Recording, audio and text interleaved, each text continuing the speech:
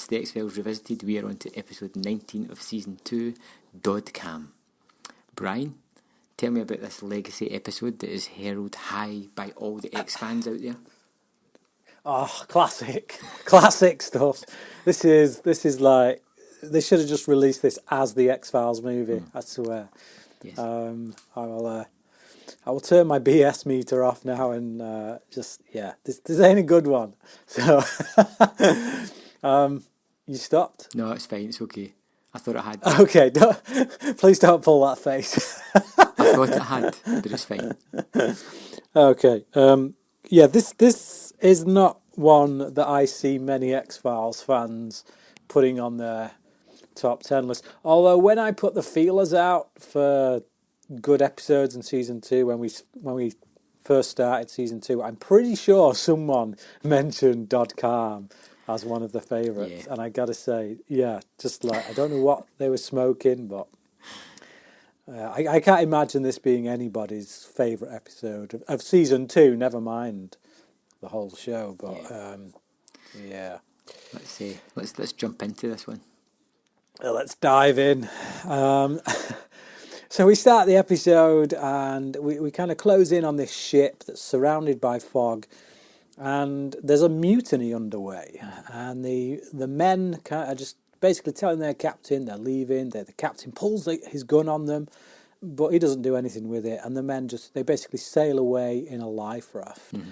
And sometime later, another trawler, a ship of some kind, picks these guys up, throws a rope out to them, and when they come in close and they put a light on them, they see that these men have really bad makeup on them to make them look old.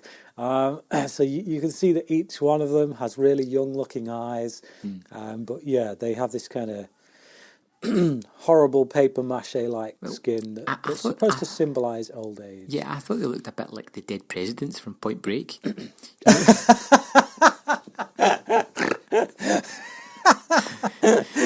That's exactly it. Yes. Yeah. Oh man! To be honest, if they'd have worn the masks from Point Break, it would have been a better makeup job. To be honest, it would have been more believable. But this opening had me curious. You know, it's like why they leaving the ship, what's happened to the other people on the ship, and then when you see them old, I kind of think it's like the people that are pulling them onto their ship are all kind of shocked that they're old, but why would they be? Do you know what I mean? Like, it could just be like a senior's cruise that went wrong.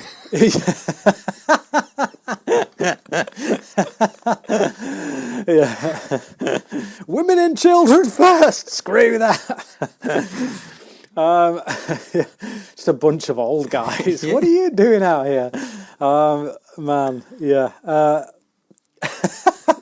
I've nothing. I've got nothing. Just no.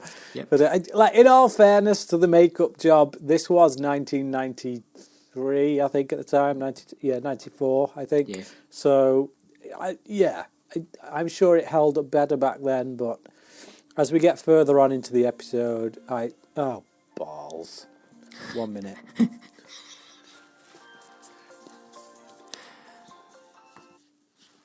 Hi, you okay? I missed your call. I only just noticed, like, before I called you.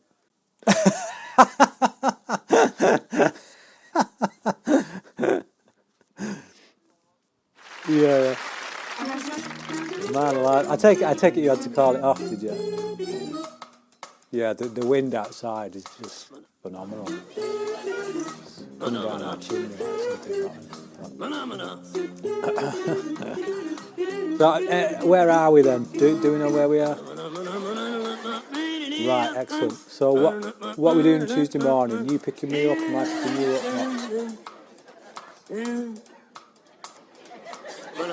Okay. What time are you going to pick us up then?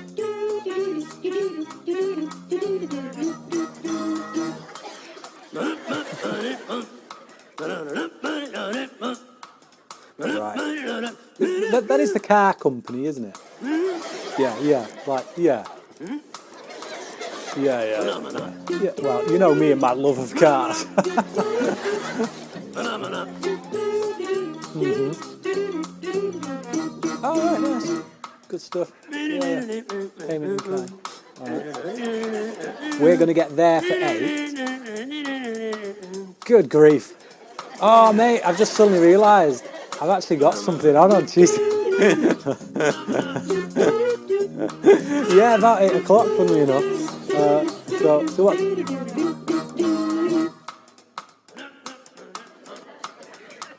Pick me up at 7 and we've got to be there for 8.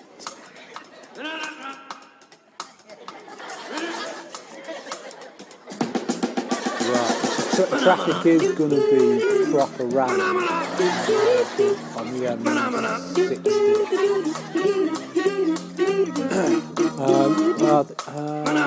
I have been around that time.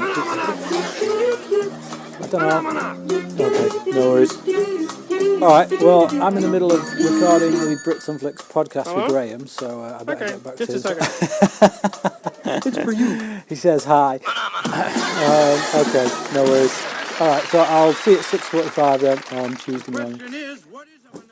Okay, no worries. See ya. Bye. Where was I? The theme music. Just go from there. I Yeah. think All we right. finished opening scene, yeah. Yeah, okay.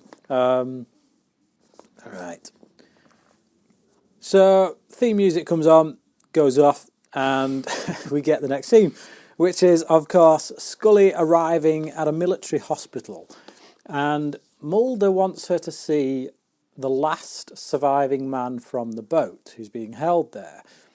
He can't get in, but he says Scully can due to her medical background and the pass, the clearance pass that he has apparently managed to get for her because of her medical background. And then he does a runner. So, yeah. Yes, and then he does a runner, basically. It leaves her to go into the lion's den with clearly a fake pass, which I thought was really amusing. I was actually in stitches when this happened. I thought that is just the lowest of the low from Mulder there. Because she goes in to see the man, and basically when she starts asking too many questions, the doctor in charge there looks at a badge and says, "You don't have any right to be here. Get out." Right. So, Hang on a second. What's up? no worries. Right, okay. Just close that door behind you. This is the best podcast ever.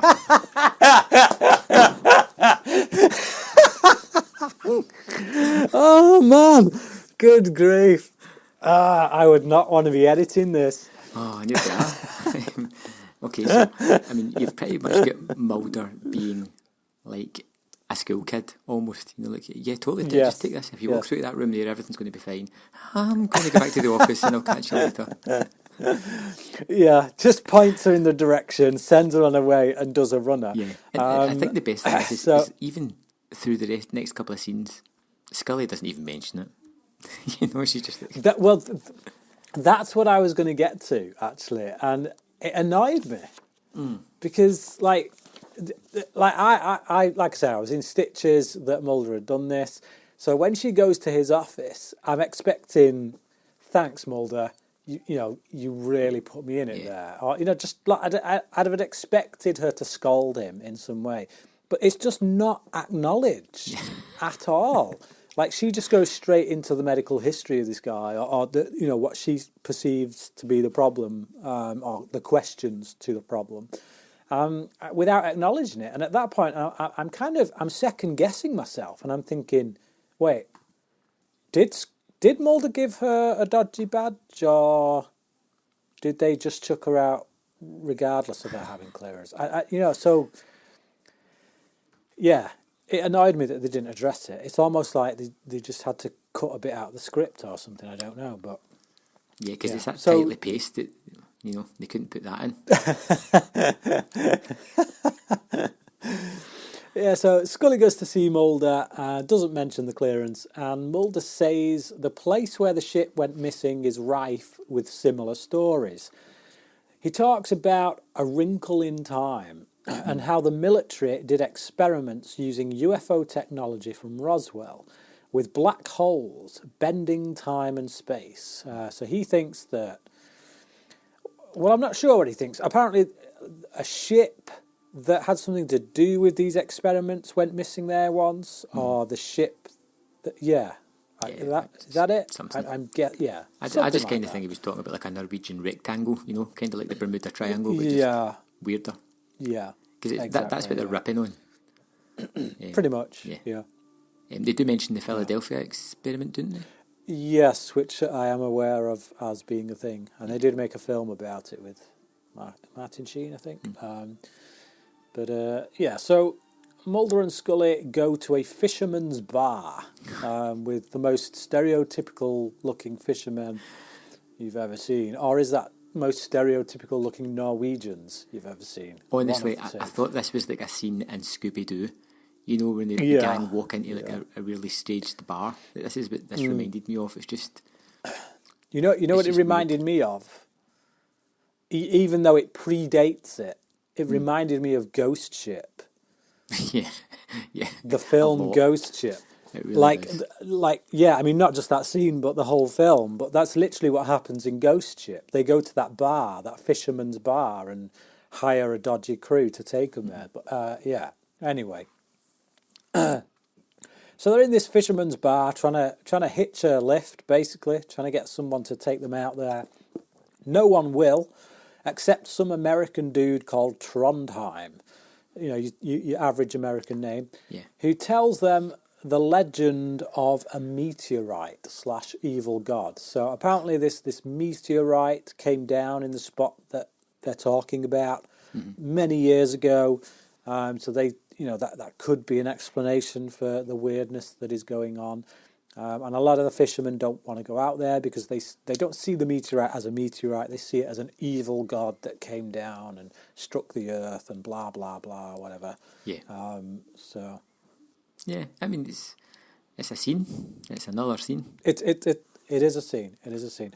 I will be fair, up to this point and including a little bit after this point, I am actually enjoying this episode. I think there's mystery here. There's genuine. What are they walking into?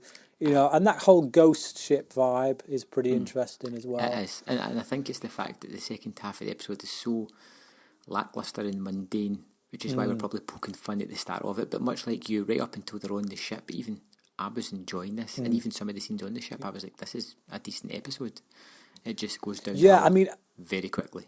It does. Like, I was even second guessing myself once again from like the last episode when I told you that this was a really poor episode, and I stuck it on last night to watch it, and like really not looking forward to it. And I was surprised by how much I was enjoying it. Like I say, up to a certain point in the episode when it suddenly turns to poo. But yeah, so I was sat there thinking, did I get it wrong? Did I just not appreciate it the way I should have done way back when? So yeah, just bear that in mind, people who are listening. That up to this point, both me and Graham were enjoying this episode. So we're out on the trawler. This guy Trondheim and his buddy, he's got a partner with him, are taking Mulder and Scully out.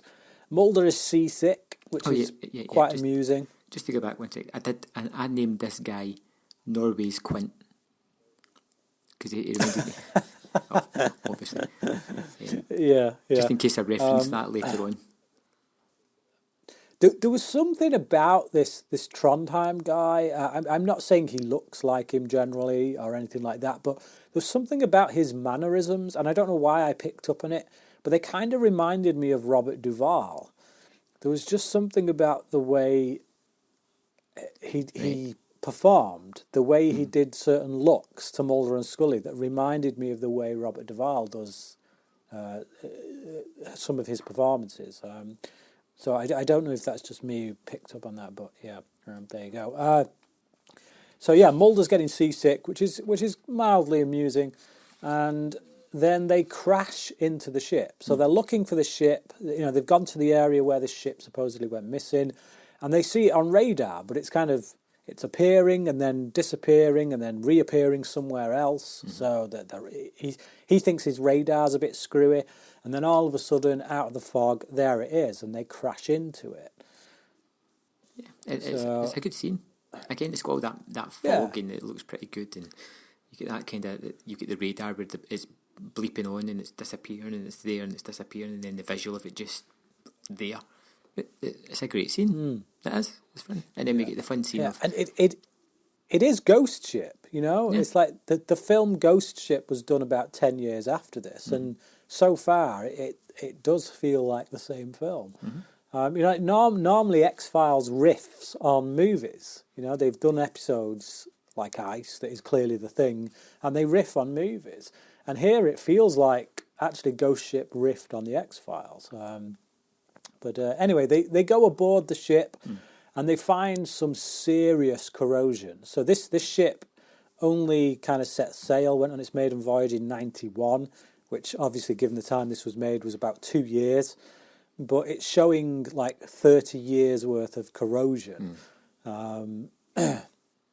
So yeah, so they go on board. They find bodies as well that seem to have turned to pillars of salt. And then somebody steals Trondheim's ship, his boat. They hear the engine start up. They run up there, and somebody's literally just riding away in his boat. Yeah, it's spooky, it's otherworldly, and then they're kind of left on this haunted house, or that's what I was expecting, because you know I didn't really know. I know you had that thing with the agent at the start, but you kind of forget about that a little bit, and you're wondering what's going on. And when obviously they land on this ship, and amongst all the fog and that, you're like, haunted house type of thing. Yeah, it has a good vibe. Like it's pretty spooky. I think the setting itself is a really good setting to do an episode. You know, about like a proper ghost ship kind of episode. And it's all set like lower decks of the ship, and it reminded me of like submarine movies, which I really like, because it's that claustrophobic, really tight, contained places that they're all tense, and I thought, oh, this is going to be really good, you know. But it isn't. And it gives them the opportunity to do stuff with lighting, because obviously it's very dark. Most of the light comes from torches and things. So yeah, from an atmospheric point of view, it's got everything going for it.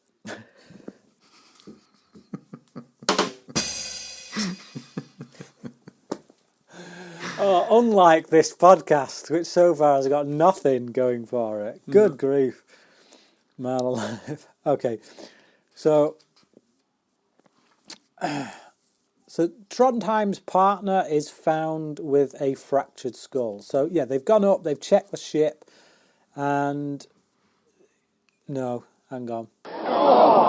Right, here we go. Okay.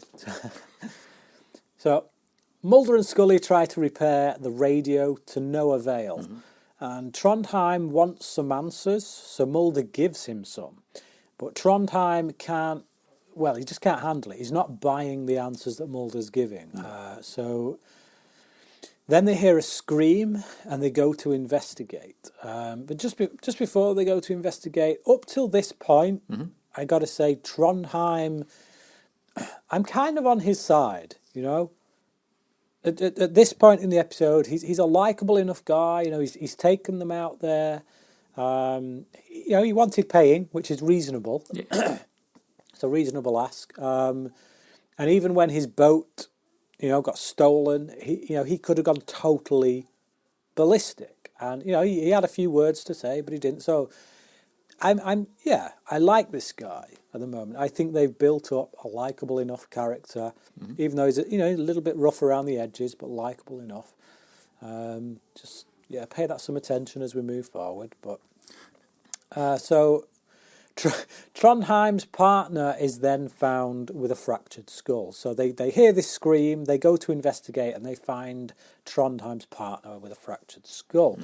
They do a bit of digging, go looking around, and then they find Captain Barclay hiding in a closet or something, and he's aged. He looks, again, like, dead presidents. Looks like one of the dead presidents. What do you think up to this then? With this scene? Just like, I think this bit with the scream's great. I think the music is very horror centric and it's pulling me in with the really dark, long, constricted passageways. It's very dark and moody. It's extremely atmospheric, and I'm kind of like wondering where it's going to go from here. You know, I've almost forgotten about the aging at this point. It's you know, in the rearview mirror, I'm like, where's this going? This is going to be great.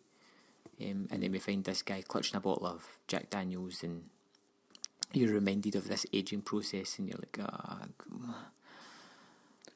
there's just something about that in there that just isn't exciting. Like you say, ghost ship, haunted ship. There's something a bit more exciting than the prospect of. I mean, that's the prospect, isn't it? Oh no, Mulder and Scully are under threat of aging. And I think that's it, because you know they're going to be fine. And the tension's not going to be from a strange being or something like that. It's just going to be them trying to figure out how to stop the aging process.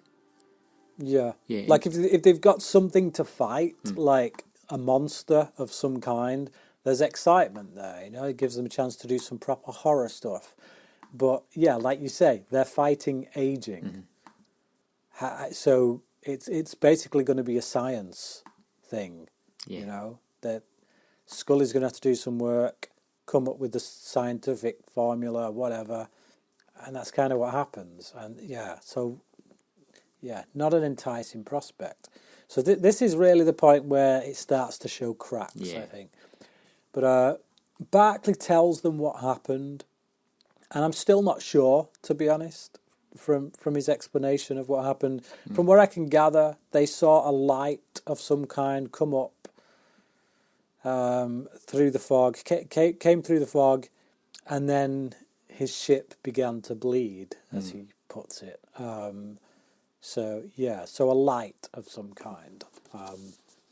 Great. Fantastic. Super exciting. Yeah. Mulder and Scully have a chat with each other and determine that there's no way Barclay killed Halverston because... Oh, bloody hell. That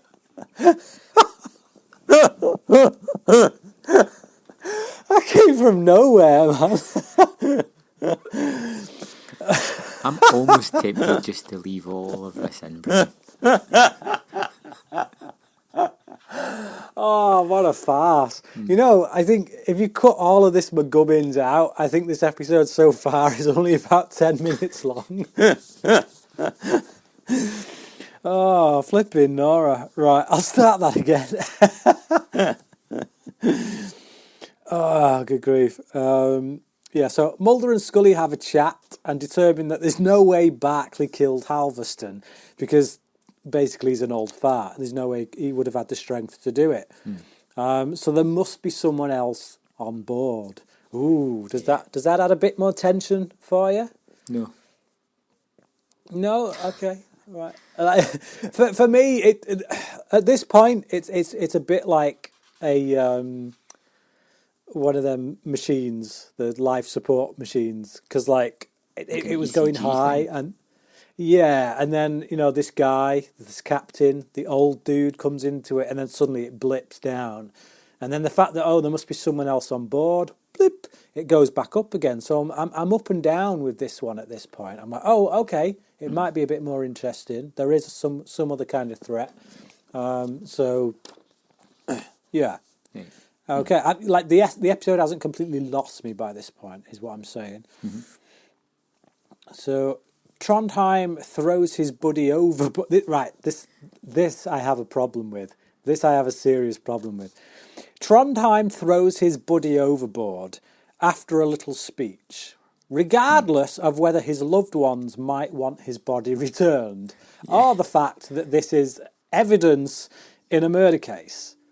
This guy's been murdered, and you are literally disposing of the body, disposing of the evidence, making the decision that perhaps might be best left to whatever loved ones this guy has. and so soon after the fact as well. This guy was killed 5 minutes ago, and he's already got him wrapped up and tossing him over the side. Yeah. It makes no sense at all. Yeah. No sense. Yeah, I totally agree.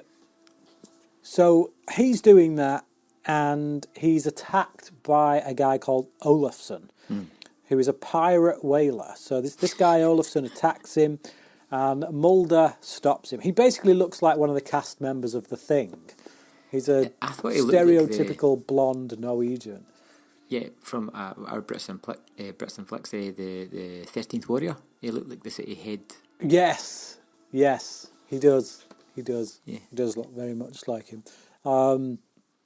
So yeah, Mulder stops Olafsson from killing Trondheim, and then they take him down below to have a word. Anything else to say on that scene before we move on? No. Okay. Right. So they take him downstairs to Scully. Scully says that the officers wrote in their logbooks that they'd picked up 4 Norwegian sailors. Olafsson's men must have taken Trondheim's boat. So Olafsson's men must have been the ones who did a runner in Trondheim's boat. Why they left Olafsson behind is anybody's guess, but and why they weren't all stuck together, I don't know. But Barclay at this point is rather conveniently dead. We don't want to be dragging on with his character for the rest of the episode. He's had his Basil exposition moment. He's outlived his usefulness, so they get rid of him. He's turned into a pillar of salt. Yeah. So at this point, they all go to get some sleep. They tie Olafsson up and they get some sleep. And Mulder kind of keeps watch, supposedly, although it looks like he's nodded off, to be honest. And then he kind of wakes up, goes over to Scully to tell her to do her shift kind of thing, even though from the look of it he was getting some shut-eye. Oh, yeah. And he wakes her up, and Scully has aged. And Mulder has aged. Oh, no. Yeah. Just kind of like, okay. You kind of know it's going to... It does that thing where he's waking Scully up and you can't see her face, and you're like, yeah. I know what's coming here. Yeah. And this is the point. Of no return. This is the point at which, this is literally the point where, as I was watching it, all those doubts I had about me getting it wrong suddenly started to fade away. And I remembered, here we go. Because there's like another 25 minutes left of this episode, and the aging process has started. And I remember that, there ain't much excitement from here on out. So Scully comes up with a theory about the large metallic meteorite and the ship acting like positive and negative on a battery, using the ocean as a conductor and charging their bodies free radicals, causing them to age. Then the ship starts bleeding, and Mulder and Scully leave, but they don't know where they're going until they get there, as Mulder says. So Scully's theory, I kind of like. It doesn't really do anything to make the episode any more exciting, but the idea of this huge meteorite at the bottom of the ocean kind of causing this battery-like effect and doing stuff, that it's an interesting idea. It's just not particularly well explored, and it also, by the time we get to the end of the episode, I'm not sure how much truth there is in the actual theory. It's all a little bit up in the air, isn't it? Yeah. Because we get a lot of what Mulder's theories are with a lot of what Scully's theories are, and they all tend to kind of mesh into one, to the point where we come out of the episode at the end, and I'm not quite sure what the real explanation was. Yeah. So, yeah. Okay. Yeah, it's tough. Although it does lead into a scene that I quite like. with Trondheim Are you- and Olafsson. Yes. Yes, it's another peak. Yeah.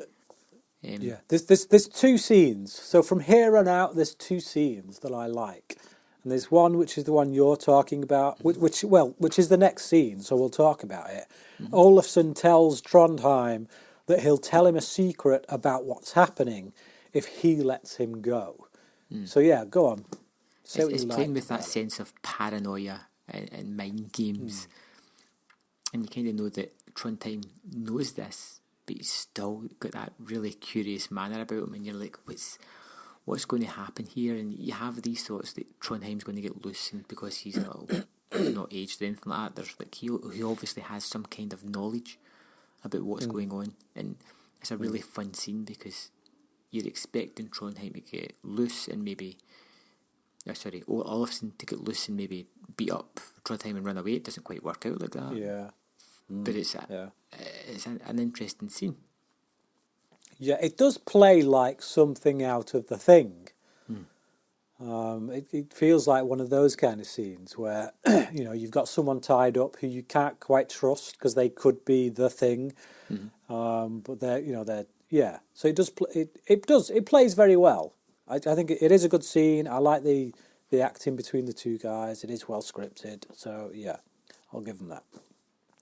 So Mulder and Scully are going walkabout on the ship, just looking for whatever, and they discover that whatever is affecting them is in the water, because there is a separate water pipe that leads to where Olafsson and his men were staying. So they figure that obviously with Olafsson not aging and the fact that they were drinking from a different water source to everyone else, that's what it must be. It must be something to do with the water. That's why Olafsson hasn't aged. Like the pipe that water is in is made of plastic, which makes me think about Scully's theory. Maybe Scully's theory is true and that it's doing something to the metal of the ship, which is then infecting the water. Yeah. But because that pipe is made of plastic, it can't infect the water that's in that plastic. So, yeah. Yeah. So maybe Scully's theory is right, which is quite interesting because it's usually Mulder that is the one who comes up with a theory and gets it right, kind of thing. Okay. So then we cut from there to Olafsson just being dead. Yeah. So we don't even get the struggle. Olafsson is just, he's been hit over the head. Clearly he gave Trondheim some information about the water, and then Trondheim just killed him. And he's drinking out the toilet. And I wrote in my notes, because Olafsson's dead and he's drinking out the toilet, and I just put, this may be the single most disgusting thing that we've ever had in the X-Files up to this point. Look, I can cope with fluke men. I can cope with people in the shower coughing fluke worms up. I cannot cope with someone drinking out of a disgusting-looking, minging toilet. Like, that to me, it literally made me want to vomit. It was I can gross. deal with the fact that he's caved this man's skull in, but drinking toilet water, too far, buddy. Too much. Yeah, far too much. Because that toilet ain't sanitary. No way. No, It's a ship full of men. It looks like the toilet out of Train Spotting, quite frankly. Yeah. Mulder wants to know what happened. Olafsson is missing, so presumably Trondheim has stuffed his body somewhere. And he and Trondheim argue about it before Scully tells Trondheim about the water, to which Trondheim simply answers, well, what now, kind of thing.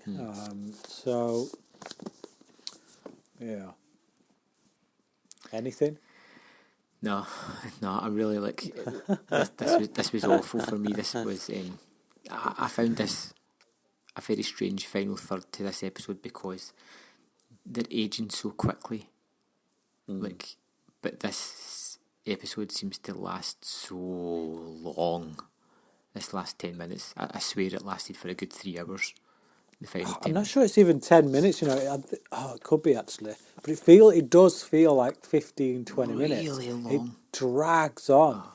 Really drags on.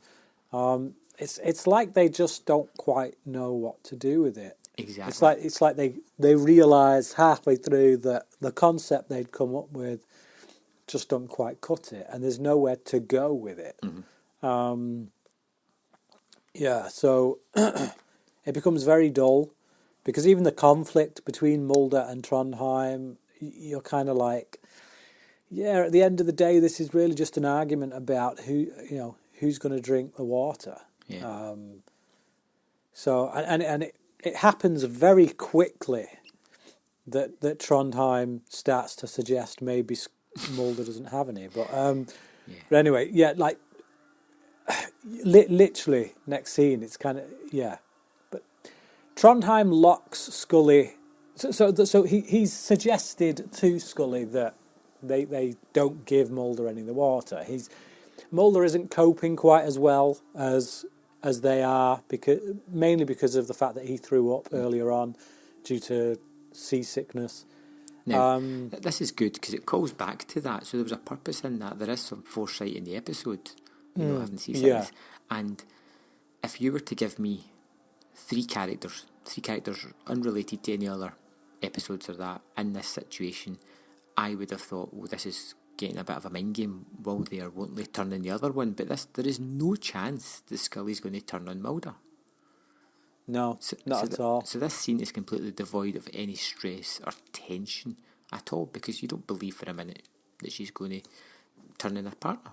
So it's a scene where you're like, it's just showing you this guy's now kind of went to the dark side.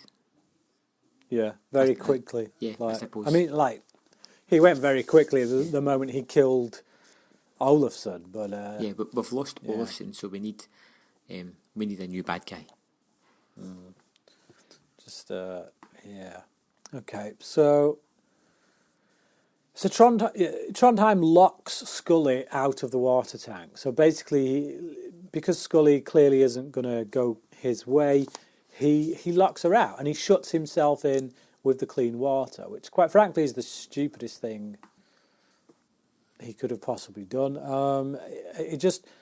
I don't know about you, but I personally would rather die than be left on that ship by myself, last man standing. It ain't a place I'd want to spend, what remains of my life, on my own with no one around. I'd rather be the first to go in that situation, quite frankly. Yeah, it's a strange one. But I guess he's supposed to be there to get him out of the picture, because we don't really need him, we don't care about him, and then just to create a conflict because he has all the water. Yeah, well, it's supposed to create tension, isn't it? Oh no, now Mulder and Scully don't have the clean water. What are they going to do? And it'd be all right if by the end of the episode we actually get a satisfying answer to that. But it does the whole Darkness Falls thing. Now, admittedly, Darkness Falls was a much better episode than this, but as you recall from that episode, they ended up getting taken by the flies and ended up in Chrysalis, and then all of a sudden the army show up and cure them, and it's like, for me, that was a really poor ending, and they do the same here, but we'll get there anyway. Scully ransacks the kitchen, basically looking for any fluids she can find. So she puts together a jar of liquid, which is basically lemon juice mixed with sardine juice, which is minging, and a few other bits. A snow globe. So she's taken the water out of a snow globe, which is quite disgusting. Wouldn't you just take the sardine tins and eat them and have the food with the liquid? Yeah, that would make more sense, wouldn't it? So she comes up with this jar and she wants Mulder to drink it because he's flagging. Mulder's like, no, Scully, you must drink it. It makes more sense. You clearly got a better chance of survival. And, we've had these moments throughout the season, where it shows their relationship. It shows their trust in one another. It shows their love for one another. and they're usually great. But usually there's some actual stakes, and there are stakes here. It's just that they're not interesting, No. and they're not for a moment tense. You know, there's just no tension in it. So when they're doing these kind of heart-to-heart things and they're showing how much they care for each other, it's just not quite as nice as it should be. It doesn't quite hit. It doesn't get you in the feels the way that it should. I mean, when the big bad guy's a sped-up body clock, it's hard to really build any kind of tension or excitement round about that. Yeah. It's literally watching paint dry. Yeah, it really is like watching paint dry. But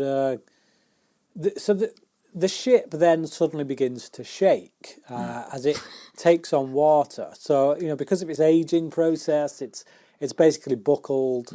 Somewhere in the hull is buckled, and it's now taking on water. And this juice jar that they've been kind of passing back and to each other now ends up on the floor, smashed. So neither one of them can have it. Yeah, so that makes the whole previous scene pointless. Yeah.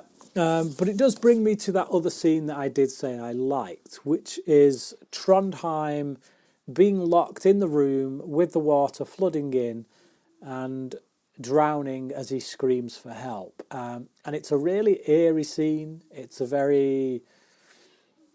just this idea of being trapped alone in this room on this ghost ship, essentially. And your screams echoing down the corridor, no one can hear them.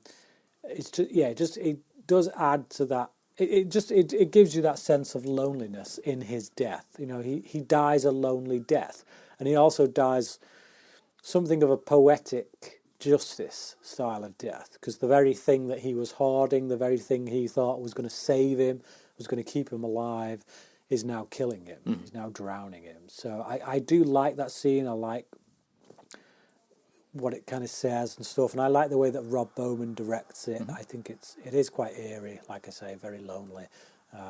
So yeah, it's a good scene. Yep, another blip, another positive blip.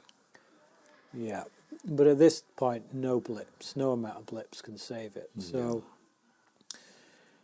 Mulder, we go back to Mulder and Scully, and they're just basically like two old farts in an old people's home. Yeah. Mulder's doing that. He's got that kind of shaky head thing that looks very fake at this point. It looks like somebody's gone up to them and said, "Act like an old person."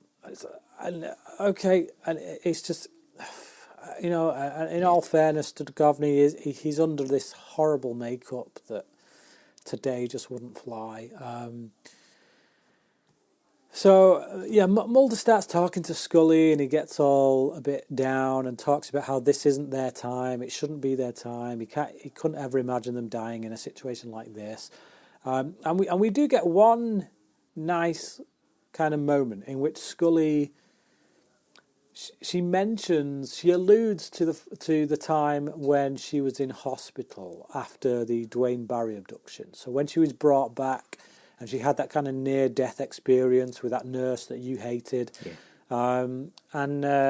She tells him about the near-death experience she had. And she says, "As sure as I am of life, we have nothing to fear about death." So this tells us that she does have a faith, and that faith that she probably once had before that incident, that may not have been as strong at that point, has kind of been rekindled. I feel like that near-death experience she had has reawakened something in her of her faith. So, and I think, her words there do attest to that. Doesn't make the episode any more interesting, but there you go. So, at this point, I really was losing the will to live. Yeah. There's a few scenes here, but I literally condensed them down into one line, which is that Mulder and Scully go unconscious, then a chopper lands and saves the day. Boom, done. Literally, it's that darkness falls ending. These two are dead. whichever way you cut it, that they're old. There's no way you get back from this. I'm not buying anything that they do is saving them in the way that it does. They've taken Scully's notes and presumably, they've reversed the effects of that whole magnet thing and the whatever it was in the body that she talked about. I'm not buying it. No. I'm just not. There's no way you get brought back from that. No. And you think as well, like this chopper's landed there. It's found the agents they were after. The boat's sinking, and somebody's went, there's a notebook. I think I'm going to take that one specific notebook there. Oh, my life. And it's just, I don't have too much trouble with that because Scully kind of goes unconscious as she's writing. Right, okay. So clearly she's sat in front of this book that she's written. So it wouldn't be too much of a stretch to think, oh, just grab that. We might need that. But I just don't buy that they would get brought back from the brink like this. They're gone. They've gone unconscious at this point. Presumably this is the point where they're not going to wake up after this. So you're telling me that this chopper lands after they've gone unconscious, manages to ship them out there, get them on the chopper, then get them home still in this condition without them dying, and then they manage to read the notes, come up with the serum, whatever it is that's going to reverse that aging process, and reverse it. Like the fact that they're able to reverse it as well would suggest, where's that research going to lead? Yeah. It's just like, I'm not buying it at all. It is the worst possible ending to an X-Files episode. I hated it when they did it in Darkness Falls. I hate it even more when they do it here. Yeah, I'm pretty sure that it's not going to be the last time we see this kind of ending. I think they'll pull it out again at some point. It'll just get to a wrap up, right? I felt that this episode had some positives. I know we've been pretty mean to it, bashing it and things like that, but I felt it was pretty atmospheric at moments. There were some good spooky shots. The music was excellent. There's some nicely set up scenes. But really, that final third just completely torpedoes this thing in such a manner. I was in for like a good half of this episode, and then it just nosedived, and it's such a piss poor ending that it just totally wrecks the full episode. Up until then, it was a solid 3.5 episode. By the time this finishes, 2 out of 5. It's dreadful. I don't want to go back to it. I don't want to think about it. I'm exercising it from the season 2 list. Yeah. I'm trying to think what. There was another one, wasn't there? Oh, Excelsis Day was one for me that up to this point has been the worst of the season. I think this gives it a run for its money, I've got to say. Although, I must say, there wasn't really anything in Excelsis Day that I liked. I was bored from start to finish, whereas this one, like you say, that the first 20 minutes, shall we say? The first 20 minutes, it's a good episode. I'm intrigued, there's good atmosphere, there's some twists and turns that you just, that kind of make you think, oh, I don't know where this is going. It's that third act just takes a real big nosedive. So I can't say this episode is a total loss, but I won't want to watch it again. There's nothing that will make me want to watch this again. So I am torn. Originally in my notes I gave it a 2. After talking about it with you, I'm bumping it down a bit. I'm not quite sure it's as bad as Excelsis Day for me, but I'm going to give it a 1.5 out of 5. Okay, Brian, cheer me up. Tell me a little about Humbug. Humbug. Now, the last time I did this, it went terribly wrong. But I think you're going to get... I think Humbug is going to be at least a 4 for you, right, if not a 5. It is incredibly funny, incredibly entertaining.